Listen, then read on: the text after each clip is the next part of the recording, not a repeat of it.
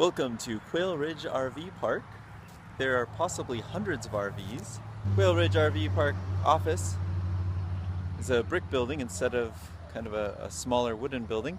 And this is the first time that I have tried to charge up without calling ahead first. And so it's always kind of uncertain as to what the response will be when I arrive. Just as it is when I call in, but when I arrive, I really need to charge. So I came in, walked into the office, said, hey, I'm on an electric motorcycle road trip, and I was wondering if I could use a 50 amp outlet for about an hour and a half. And the lady, without hesitation, said, sure, no problem, just go right over there. Boom. So often I find just the nicest people at RV parks. It's really been wonderful, and Quail Ridge is no exception. Look at how fast that's moving. That's about 6 kilowatts of power.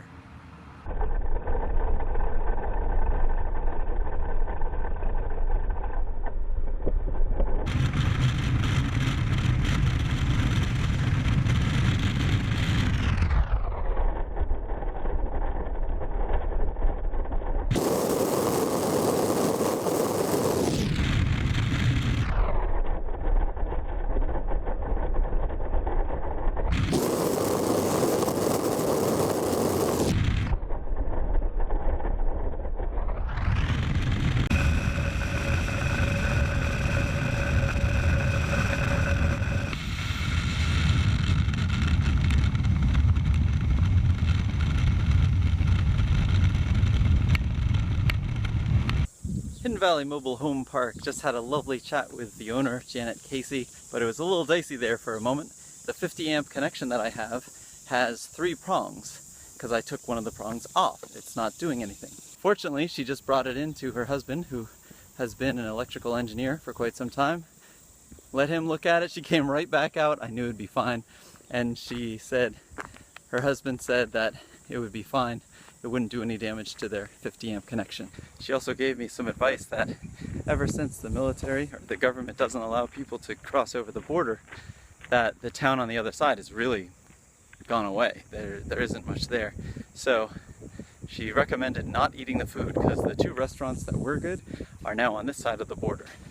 Someone asked me recently whether I've had to go out of my way to find RV parks to charge at, or if people have asked for exorbitant amounts of money. Most of the time, when I call people, they are very reasonable at RV parks and they let me charge up.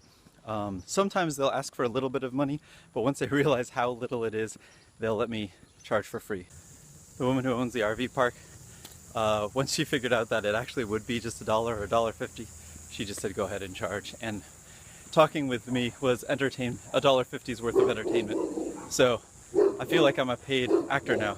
When I called a second place just to get an idea as to whether it was safe to go to Mexico, they wanted to charge me a full night's stay, $30 for an hour and a half of charging and $1.50 worth of electricity.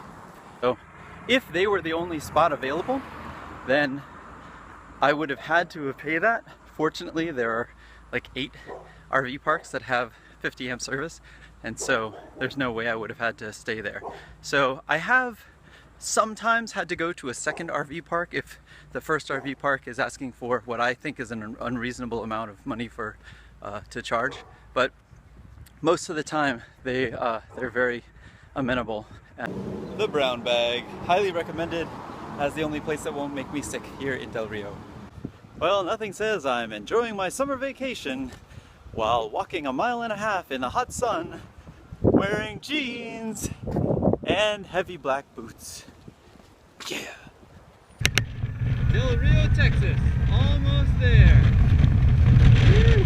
I'm in no man's land between the US and Mexico.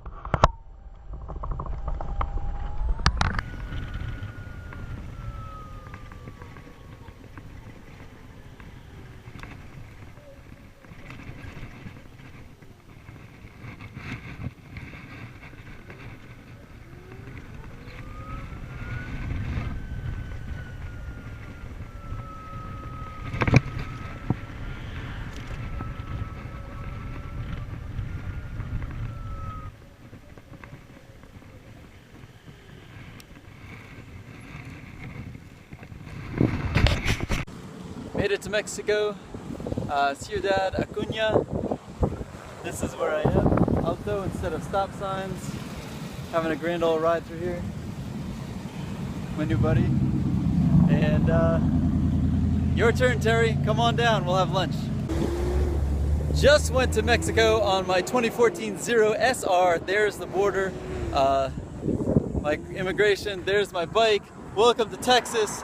I was south of the Rio Grande, only the second electric motorcycle to do so. There's a guy on an electric motorcycle Odyssey right now, and he's the first one, so I'm the second one.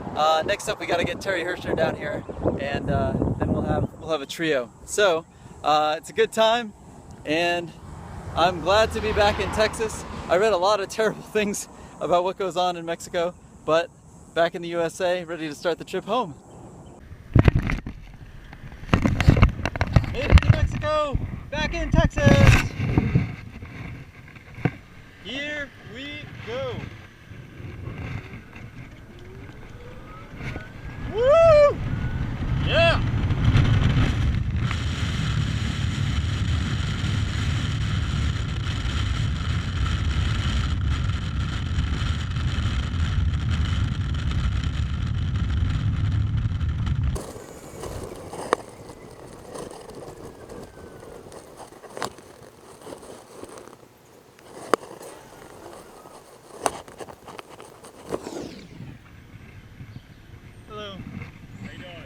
Passport or ID or? Where are you from? New Jersey. You're good to go. Alright, thank you.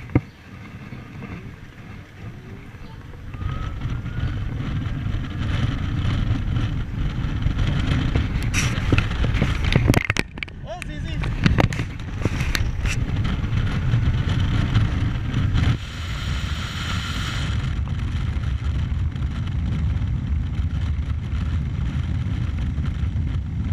So the trip to Mexico ended up being quite a bit easier than anticipated.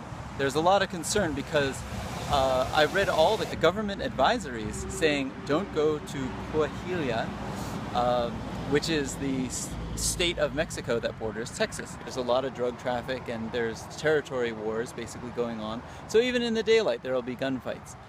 So I've been reading all these advisories and talking to people, and everyone said, oh, I used to go to Mexico, but I don't anymore. And so I'm thinking, wow, is it really that dangerous? So I was very worried the whole ride over here. I had an hour-and-a-half ride to the first charging stop, an hour-and-a-half to charge, an hour-and-a-half to Del Rio, and another hour-and-a-half to charge. So I had 6 hours to think about, oh my gosh, what's gonna happen when I get to Mexico? Turns out it was fine. Got to the Mexico border. They let me through with just a couple of questions, and they just looked into my top case.